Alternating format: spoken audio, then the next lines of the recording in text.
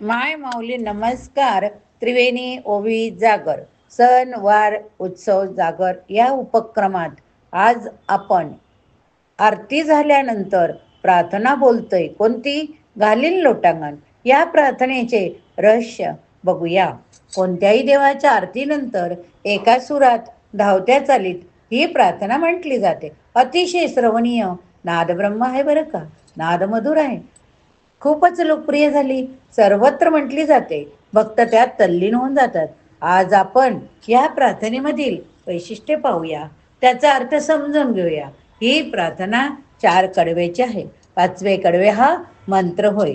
प्रार्थनेतील 4ही कडव्यांचे रचयिता वेगवेगळे आहेत बरं का. ही 4ही कडवे वेगवेगळ्या कालखंडात लिहिली गेली.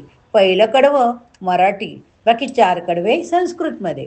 बऱ्याच जणांना असे वाटते की गणपतीची प्रार्थना आहे, पण ही सर्व देवांची आरतीनंतर म्हटली जाते. यातील एकही कडवं गणपतीला उद्देशून नाही बरं का. वेगवेगळ्या कवींची वेगवेगळ्या कालखंडातील कडवी एकत्र करून ही प्रार्थना बनवली गेली. आता आपण प्रत्येक कडव्याचा अर्थसह पाहूया. घालीन लोटांगण वंदीन चरण, डोळ्यानी पाहीन रूप तुझे, प्रेमे अलिंगन आनंदे पूजन, भावे ओवाळीन म्हणे नामा. वरील कडवं संत नामदेवांनी 13व्या शतकात लिहिलेले सुंदर रचना आहे.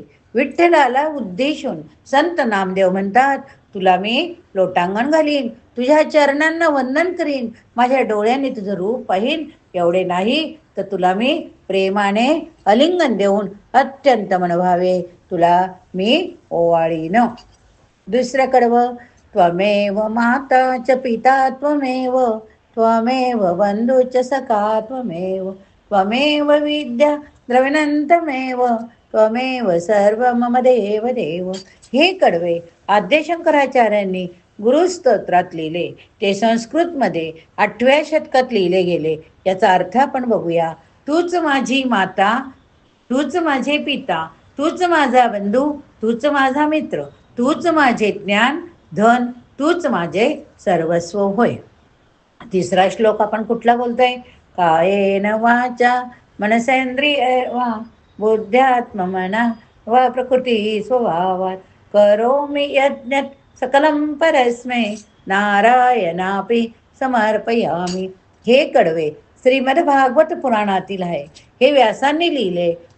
याचा अर्थ आपण बघूया.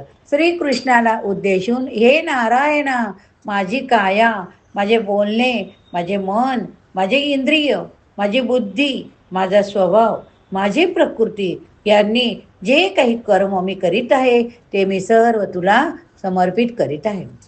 चौथा कडवं अच्युतं केशवं राम नारायण कृष्ण दामोदरं वासुदेवं हरिं श्रीधरं माधवं गोपिका वल्लभं जानकी नायकं रामकृष्णचंद्र भजे. वरील कडवं शंकराचार्यांच्या अच्युताकष्टम मधील म्हणजेच 8व्या शतकातील होय. मी भजतो त्या अच्युताला, त्या केशवाला, त्या राम नारायणाला, त्या श्रीधराला, त्या माधवाला, त्या गोपिका वल्लभाला, त्या श्रीकृष्णाला, आणि मी भजतो त्या जानकी नायक श्रीरामाला. अच्युत अष्टकम मधील हा श्लोक आहे. हरे राम राम राम हरे हरे, हरे कृष्ण कृष्ण कृष्ण हरे हरे. आपण जर बघितलं असेल तर वरील प्रत्येक शब्द मोजले तर हा 16 अक्षरी मंत्र होय. कली संतरणम. काय? कली संतरणम या उपनिषादित आहे. उपनिषदातील हा श्लोक. कलियुगाचा धर्म हरिनाम संकीर्तन. याशिवाय कलियुगात कोणताच उपाय नाही. हा मंत्र श्री रामकृष्णाला समर्पित आहे. असेही वेगवेगळ्या कवींची वेगवेगळ्या भाषेचे मिश्रण असलेली प्रार्थना अत्यंत श्रवणीय आहे. तिचे नाद माधुर्य व चाल अलौकिक आहे.